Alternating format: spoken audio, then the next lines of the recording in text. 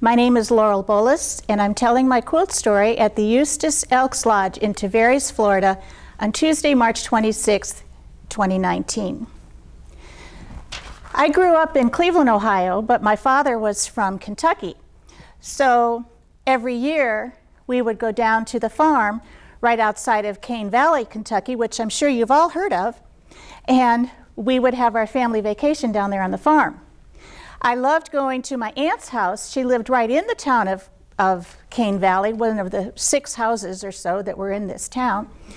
And because I loved to sit on her porch swing with her ivy growing over it, and I would read for hours at my aunt's house.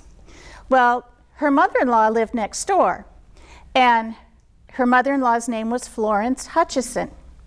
And she lived in a house that was back farther from the road, so I remember looking back towards her house and seeing this lady, tall, thin lady in a black dress, standing on her porch. It was kind of like a Gothic novel. She was in widow's weeds, standing on her porch.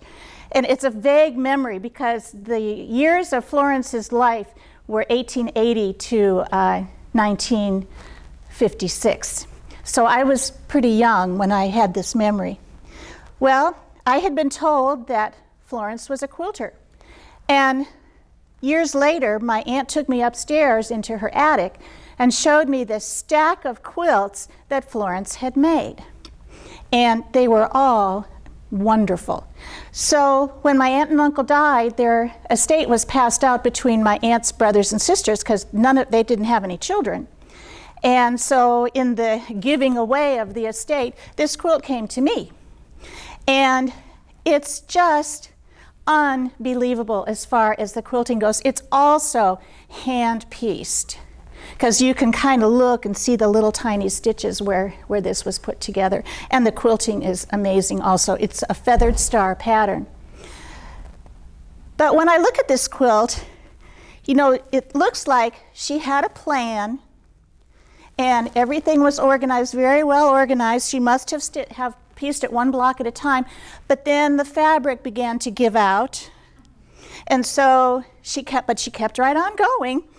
But then at the very end, she must have totally run out of everything because she had just gray left. But she did an amazing job of this entire quilt, and to me it's kind of like a life lesson.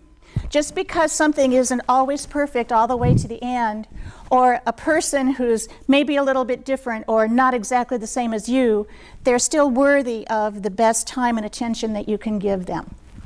And that's my story.